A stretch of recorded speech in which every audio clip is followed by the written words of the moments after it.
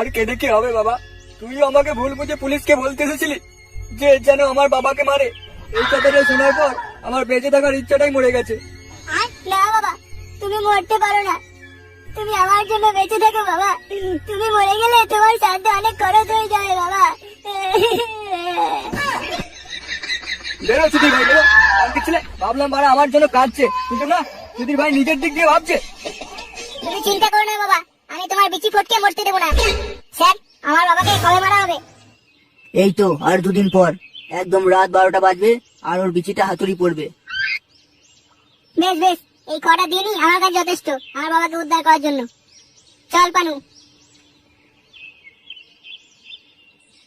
আর আমি?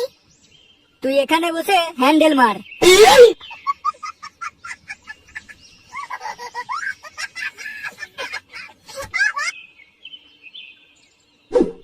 হ্যাঁ সোনা, ওই খানটি ছেলে দিলীপকে পুলিশে পদ মেরে জেলে পুরে দিয়েছে।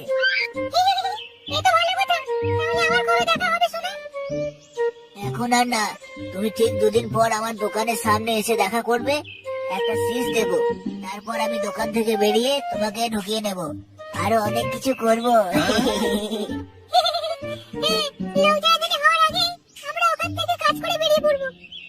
একদম একদম, আমি অনেকগুলো ফ্লেভার নিয়ে যাবো, সবকটা ট্রাই করবো।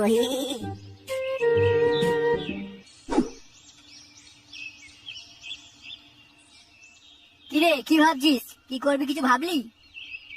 কি দরকার ছিল অত রাতে লাগাতে যাওয়ার?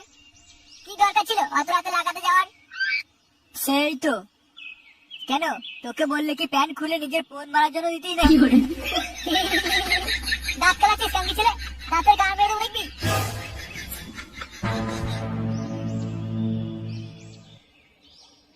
তোরা এখানে আর আমি বাড়া বাড়ি বাড়ি খুঁজে পড়ছি।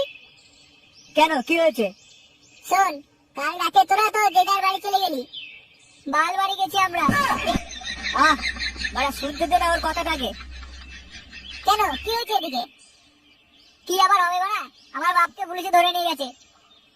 সে কি? হ্যাঁ, শুধু তাই নয়, কোর্টের মামলায় কেলের বাপের মৃত্যুদণ্ড শাস্তি হয়েছে। ঠিক যা ভেবেছি তাই হয়েছে। মানে তুই আগে থেকে জানতিস এরকম কিছু একটা হবে বলে? হ্যাঁ, আরে তোর বাপ দোষী নয়, দোষী ওই খানকি ছেলে বিষ্টু। মানে? হ্যাঁ, তাহলে শোন।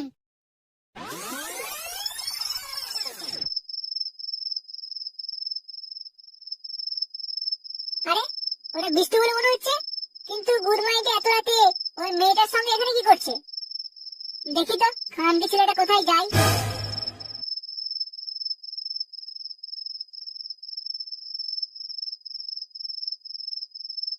এ কি, এটা তো পুলিশ স্টেশন, কিন্তু এরা এখানে কি মারাতে এলো?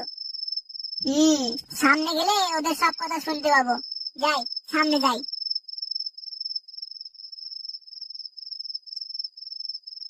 সোনা, তুমি এখান থেকে একলা একলা বাড়ি যেতে পারবে তো? হ্যাঁ হ্যাঁ, একদম কাপড় দিয়ে আরামসে চলে যেতে পারবো, কেউ কিছু করতে পারবে না।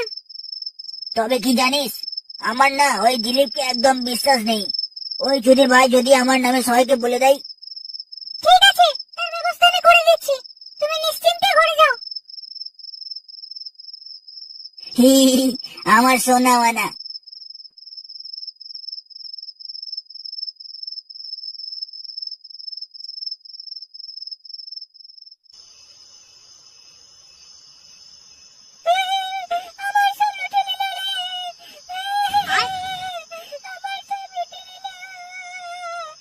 এ কি, আপনি কে?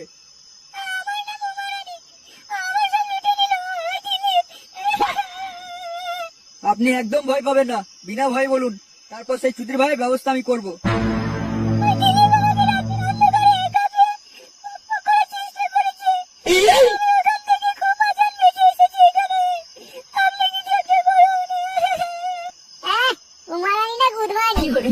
কিভাবে মিথ্যা কথাগুলো বলছি রে? এখন পালাই, কাল একেবারে হাতে হাই ভাঙবো।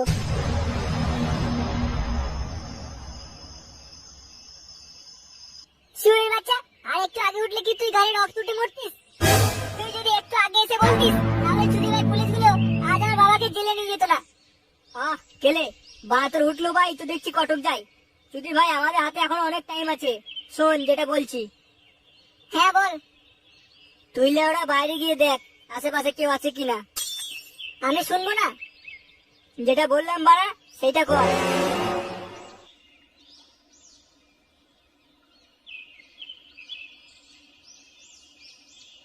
শোন,